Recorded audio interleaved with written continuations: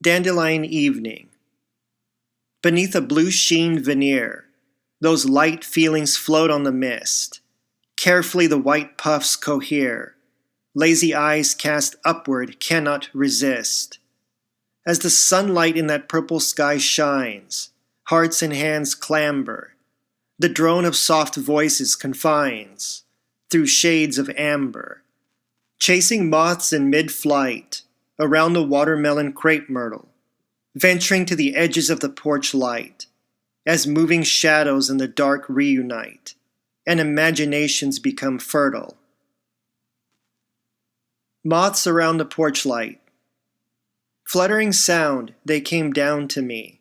The light they found, as soundless as can be. Again they came down, whispering in my ear, as they flew around, up again to the light they flew near. A beacon shining in the night, they splashed in its warm glow, living for its light, that only they can know. They fluttered around the porch light, until Orion made his presence felt, and they left in a hurried flight, toward Orion's bright belt. Orchid tree. Summer rains make your petals glisten.